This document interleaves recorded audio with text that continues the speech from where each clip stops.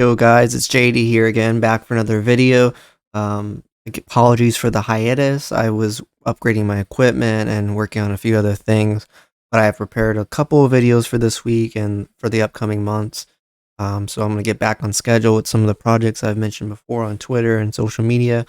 But with that said, this will be a mega chapter review of 74 and 75. I'm going to be changing the format a little bit. I'm going to be focusing more on narrative elements, foreshadowing, thematic parallels to other things we've seen in other chapters or other parts of the series. So I'm not just going to recap the whole chapter because, I mean, everybody's probably read the chapter by then. I'm also going to address the Granolah UI and Hakai theory, which you may be surprised when I now think of it going forward.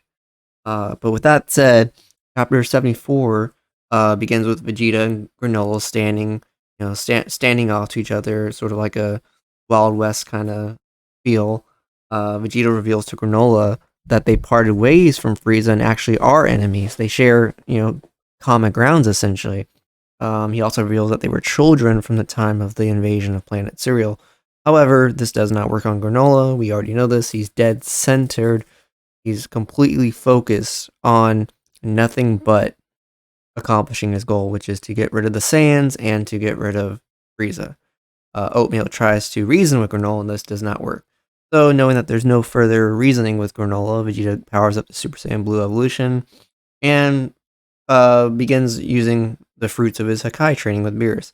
He lifts up rocks, doing the principle of Hakai with detonating small objects in the environment. So he lifts 10 rocks, and in a way similar to Piccolo's Hellzone grenade, detonates them with Hakai. This does not phase Granolah. Granolah responds, "Oh, that destructive energy you're using, you make up for its stopping power with quantity." And then Granolah, in a cocky fashion, says, "Let me illustrate the gulf between us." And then this is where Granolah does the same boulder Hakai. This would be the fifth time now that he's done it. Or sorry, fourth time. This is the fourth time he's done it. He lifts only one boulder, just like in Chapter 70, and detonates it, and it releases the heaps of energy that Beerus describes. This is implied foreshadowing. This is implied confirmation that Granolah's technique isn't just similar, it probably is Hakai. But until, some people want actual character statements confirming this, so we'll still have to wait. But this is sort of Toyotarou essentially giving you the answer without giving it to you.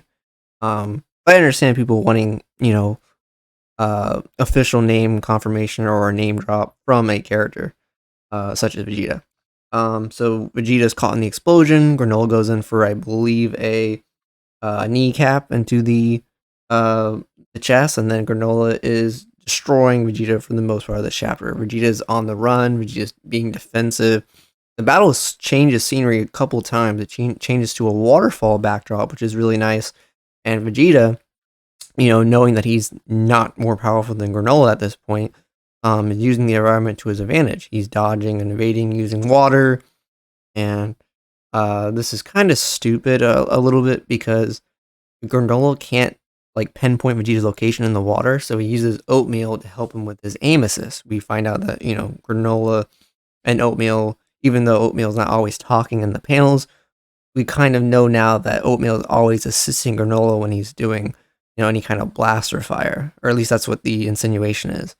So, Granolah fires off this really cool arrow attack, like an energy projectile. It's a reference actually to the inspiration for Granolah's character, Kentoki. The character Toki from Kentoki is a Toriyama one-shot, and it's about a race of beings that, what do you call it? They are known for their eyes. They have two gold eyes. And that's actually going to come up into play next chapter. Yeah, so Granolah fires off this, cool arrow attack, nearly kills Vegeta. Vegeta actually has to use Hakai to offset the blast's explosion. Vegeta's knocked out of he falls down the waterfall and is, washes up on the shore. Granolah is surprised at Vegeta's, durability and comments on his, he's a tough Saiyan. And The fighting, again changes to the air. It's aerial battles and stuff like that. Vegeta fires a blast, and then Granolah does another teleportation, similar to Chapter 72, where he got behind Goku and Vegeta when Goku fired a blast. Now, this could just be Toyotaro retracing or referencing old work, but remember, we do not know the name of that technique, and we know that it's faster than instant transmission, which implies that it could be something else. I've argued it could have been like base UI, right? Because the wish made him stronger than the strongest characters in question, which is Goku and Vegeta. But again, it could be something else. It could be Kai Kai. It's possible it's Kai Kai because in some arguments I've had with some people, they've mentioned that Kid Buu, a mortal who's not a Kaioshin, was able to use the Lord of Lords technique, which is Kai Kai. So it is possible for a mortal other than a Kaioshin to learn that move, which is faster than instant transmission. So that is possible.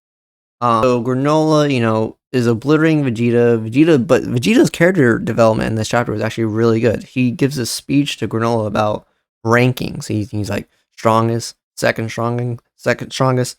Rankings are well and good, but they reflect only a moment in time. And once that moment is past, it's nothing but history. And this is important because is this foreshadowing Vegeta going to be stronger than Granolah? Yes. It's also foreshadowing every character that Granolah is probably going to face being stronger, because that's how Dragon Ball works. You fight someone who's stronger, you do training, or they resort to some kind of Deus Ex Machina, and then they get stronger. Granolah doesn't understand this because he thinks that because he's made this wish, he is now the strongest character, and no one will ever surpass him. But he's up against Saiyans who get stronger through their Saiyan power and Zenkais. So, and also Vegeta mentions that he can tell that Granolah's inexperienced, which Granolah kind of reveals like, oh, how did you know? But no, Granolah or Vegeta does not know about the wish yet. They have not revealed the wish yet. All Vegeta suspects is that Granolah just recently got his power. So anyways, Goku gets up, he's wondering where Vegeta's at. He sees Vegeta and them fighting, but Goku's still on the ground, kind of, taking a loss from his injury. But Goku is conscious, which is good.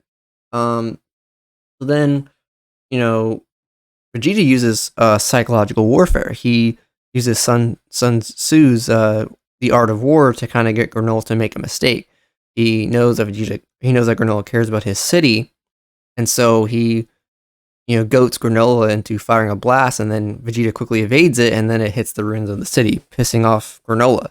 So now, this pisses off Granolah a lot, and so Granolah goes in for one of those death blows, those vital attacks, because we know Granolah uses a keto sort of like hit. He goes in for the same kind of jab that he did against Goku. Goes for Vegeta's abdomen, hits him, but Vegeta kind of takes the brink of the impact. But Vegeta coughs up blood, and we're like, oh, here we go again. Gonna be another UI Goku situation. But no, Vegeta reveals, this is great. His Saiyan blood is boiling now from the heat of battle, and Vegeta transforms. And the chapter leaves us with a new form, which we don't know the coloring as of yet. And Vegeta responds by saying that, this is a power he got from a god of destruction, and god of destruction taught him that power derived solely from instinct is unbounded. And then the chapter ends. And then now at chapter 75, Vegeta and Granolah continue where we left off. Granolah is puzzled by Vegeta's statements about his new form's power being unbounded. In a way, this is still puzzling to us fans because these new god techniques, we don't know the power scaling. We don't know like what the Kai multiplier is or anything like that. So hopefully they address that later on. But what this means is that Vegeta essentially, straight shotted right to Goku's level with UI currently in the arc, and appears to be stronger than Goku UI, even though Goku UI fought a clone of Granolah. We also don't know if Granola's at full power. We just know that it's the real clone, the real Granolah. But yeah, the chapter begins with Vegeta firing these flames long range. Granolah blocks them, but Vegeta uses it as a diversion to speed blitz Granolah and gets him in the face. Granolah is then grabbed by the scarf, which is paralleling his previous fight with Goku Black Rose in the anime. Then the fight changes dramatically because before Granolah was in control of the battle. Now Vegeta in his new form is in control and is obliterating Granolah. He's faster than him. He gets behind him. He takes all of Granolah's hits, and we don't know why he's taking hits. Because we were expecting something similar to Ultra Instinct in the way, in terms of just raw power, he could just quickly dodge everything. But he's taking hits, and we don't know why yet. Granolah, his long range fighting style is just simply not effective against this Hakai Vegeta form. But the fight transitions in a cool way with Vegeta lifting Granolah by the head and then throwing him into his Terra City ruins. Granolah is still puzzled by Vegeta's new fighting behavior, his fighting style, and then Vegeta reveals that the power that was taught from a God of Destruction, Granolah doesn't even understand what a God of Destruction is, and he thinks that this God of Destruction granted him power because from Granolah's experience, he doesn't train; he just asks for power. That's what he did. So he thinks maybe Vegeta in a similar fashion was granted this power like the Wish was him. But Vegeta's pissed off and is like, no, this power that I got from the God of Destruction is my own power. It's his power, his latent potential that was awakened by Granolah, forcing him to break his limits, similar to the Tournament of Power with Goku and Jiren. Granolah is then frustrated and says, that's impossible. And it's, like a little Star Wars reference. Granolah then does another familiar move. It seems Granolah did Moro's energy barrier against Mirrors. It could be argued to be 17's barrier, but based on the logic of the Wish, it would make the case that it would be Moro 7-3 because he was probably the second strongest mortal, prior to this Wish, even though he's dead. There is actually an explanation for that. It's possible that Moro's power is still dormant in OG 7-3, and so that's why his power was considered, or his techniques were given to Granolah. But it could be argued that it's 7-3's barrier because 17 is pretty a pretty powerful mortal or android.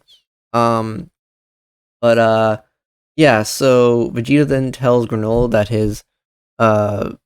his planet and the race met the same fate as he did by Frieza, and this shocks Granolah and Oatmeal because they were told something else that contradicted that story. Oatmeal tries to get Granolah to consider these facts, but again, Granolah is not going to be persuaded. He's dead center on his quest for vengeance, and he gets pissed off, and so he discards Oatmeal, to the ground. And then Oatmeal, as we just found out recently, he's an AI. He has the ability to control the ship that Granolah has, and he uses this tractor beam to levitate his the goggles back into the ship and autopilots the ship from afar. So Granolah is actually kind of trapped on this planet unless he knows how to teleport using instant transmission or whatever. But Granolah discards Oatmeal and is now fighting. His character is actually changing a little bit. So Granolah, was this whiny brat, for the most part.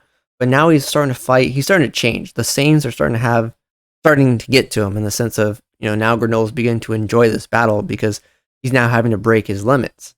It's sort of like how Hit when he fought Goku. And we see this right, point blank because he lets go of his affection with his city, right? He was trying to protect his city. Now he's willing to destroy his city. He levitates large quantities of the city ruins and then detonates them with the command from his hand post, which is a beautiful parallel to Chapter 74, where Vegeta lifted rocks and then detonated them. And we know the reason why he did that is because Granolah is more powerful. Like Granolah's power of destruction, his similar Hakai, which I'm just going to call it Hakai because it's pretty much Hakai. Because Vegeta's new form and his Hakai is now superior to Granolah, now Granolah has to make up for that power in quantities, hence why he destroys multiple quantities of his city. I thought that was a cool callback. And that would actually have been the 6th time he's done the Hakai, because he did the Hakai again in Chapter 74 when Vegeta's firing Ki Blast and Granolah pulls out his hand and nullifies them. That would have been the 5th time, and this is now the 6th time Granolah has done what appears to be the Hakai. So, keep that in mind. You also get the name of the form. It's called Wagamama no Gokui, or the art of selfishness, or the self-interest, or ultra ego. I'm going to make a video on the philosophy of ultra ego, but I don't care about ultra ego. But Wagamama no Gokui is kind of cool in my opinion. Um, so yeah, the Granolah then responds to Vegeta's statement about how he was inexperienced with his newfound power, and then strangely argues that he is the only one that he isn't the only one who can get stronger from battle. Now, this could be the classic, villain gets stronger trope, but there may be more to it because in the context, we're getting the reveal that the Saiyans and Cerealians have very similar backstories. Well, what if they have similar biology? What if they have similar um, powers? Right? Like obviously, I don't expect Granolah to turn into a great ape or to be part Saiyan, but it's very possible they have a similar kind of uh, mechanism to where they get stronger mid battle, similar to Saiyan's Saiyan power. Um, and the chapter ends with this strange thing where Granolah. Well, let me get to it. So Vegeta is this whole form is about him taking damage, but the problem is, and we all thought that he would have the same problem that UI Goku had, where there's a stamina cost, a stamina drain involved with using this much power in a form, because transformations are they drain your ki. That's just basic thermodynamics. But it seems that the more damage Vegeta takes, the stronger he gets, assuming he's facing a stronger opponent. But the catch is, if you take too much damage in such a short time, and you don't allow your body to kind of like recover using God power or just as the battle progresses, you just kind of like fight off the brink of death. Vegeta took too much unnecessary damage just for the sake of taking damage, because he thought, similar to how like in the Namek saga when Vegeta wanted to get Zenkais, he would have Krillin or Dende like fire a ki blast to give him that Zenkai boost. Well, it's reckless because that's not how you're not just going to get stronger just from a near death experience. It has to be. I mean, it seems like there could be like a time delay with using that, right? It can't be the same kind of situation where like, oh, ki blast fires through me and I get stronger, or oh, I get hit in the same area and I'm now, stronger because, the recovery. But Vegeta's taken so much damage. I mean, he even takes like 500 ki blasts from Granolah head on just because he's like, yeah, I can take this. I'm going to get stronger. Sort of like Broly. But the problem is like even Granola's like, why are you taking this much? Why don't you dodge? I mean, you know how to dodge. And he's like, nah, this is Kakarot's technique. But it seems that's Vegeta's problem, is he doesn't know when to get out of the way, basically, when to dodge. He needs to dodge. I mean, it doesn't matter how strong you are or how weak you are. It is a tactical maneuver to get out of the way, which Vegeta did not do for the most part in this chapter, except for one time. But Vegeta, his battle damage, he takes off his armor in a really cool way. And, the battle is just, it's alpha, it's just them duking it out. Goku wakes up, he's starting to heal himself using, like, the same move he used in the Super's version of Battle Gods, or the same move that he used to heal Master Roshi in the TOP. But yeah, Goku's worried. He's worried about Granolah because he knows Granola's, like, fighting moves are getting sharper. So is this a foreshadowing of something that's to come? Probably. So Vegeta, because he's like starting to black out, his vision's blurring, he launches a Hakai blast, and Granolah is doing that arrow move, but then he changes it to like two like gun finger blast. But Vegeta goats Granolah into taking the attack, which is a Cell reference, when he wanted him to take the blast of the final flash. And then right as the attack hits, Granolah awakens a second red eye, which I thought this would have been the perfect opportunity for for Granolah to achieve UI. But it seems with this second red eye, which is actually a reference to Kentoki, because in Kentoki, the character Toki has two gold eyes. He always had two gold eyes. So that's, I guess Toyotaro left it as a way for, it's like, oh, if I want to give Granolah a new power up or a new form, well, this character in the story, he already had two gold eyes, so I can just say, okay, give him two red eyes. And this could be a legend. This could be something like similar to the Super Saiyan legend, but for Cerealians, it's the legend of the two, legend of having two red eyes, right? Or who knows what else is going to occur from this. But yeah, because of this, it gives him like increased accuracy and the ability to pinpoint shit. And so he causes the Hakai ball to self-implode, which is what causes the damage and what causes Vegeta to be on the ground, like the spoiler is shown. So Vegeta didn't really get defeated. He kind of defeated himself because of the mistakes he made in the chapter. He could get up for another round, but I believe the senzu bean was destroyed because he threw his armor, which had the senzu bean in one of the compartments. And I'm sure that blast leveled the whole area. I think Granola's like city ruins are completely gone. So I don't see, unless his armor has incredible durability where it can survive high energy. I don't know. Yeah, Granolah awakens 2 double eyes and is saying that how he's thankful that Vegeta brought out this latent potential. People are kind of bothered by the fact that Granolah pulled this out of his ass. I don't think it. I mean, it's not really. Granolah was never at full power until this very moment where he had to go full power and then surpass his limits by awakening the second red eye. Who knows what else he's gonna do? And as far as the UI Granolah theory, again, Granolah has done the Hakai 6 times now. If Granolah has achieved or obtained Hakai from the Wish, or from the training, the power that he got from the Wish, why didn't he get UI? Why hasn't he shown UI? Well, JD, it's because of the mental state, Ultra Instinct is based on Mushin no Shen, based on having a calm and tranquil heart, and the ability to face a jarring shock to your emotions without, losing control. And unfortunately, Granolah is such a volatile and emotional wreck that he doesn't have that prerequisite. And that's true.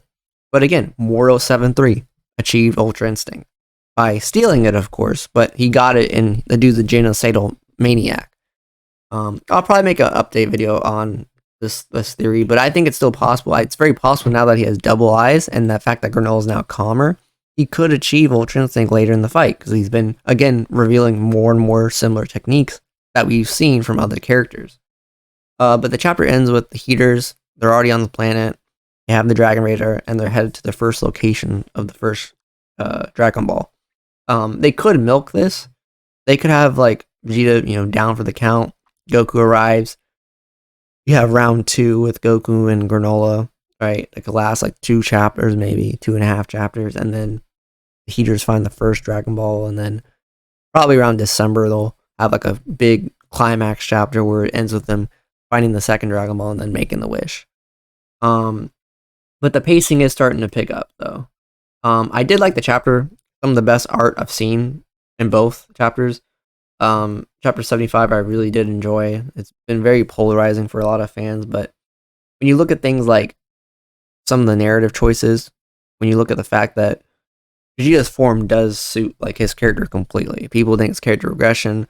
Again, he wasn't going to destroy the planet because he knew Granolah was going to take the blast. He was goading him the same way Cell did. So it's not Vegeta being this dick. He really he knew Granolah was going to take that blast because Granola's a cocky guy just like himself. Because Granolah is essentially a parallel of Saiyan Saga and Namek Saga Vegeta. The same Vegeta that would have gladly made the same wish Granolah did. This is a Vegeta who doesn't care about rankings anymore because Kakarot has surpassed him countless times. Other characters have surpassed him countless times. So I really enjoyed this chapter. I'm excited to see what goes on. I still think it's possible Granolah has UI, but this was like the perfect opportunity to reveal UI. And instead we got a second red eye, which is, we don't know what this eye does. It could have new abilities.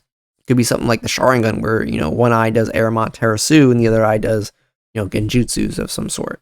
So we'll see what this does. But again, apologies for the delays in these videos. And I'll see you guys very soon. Bye, guys. Thanks.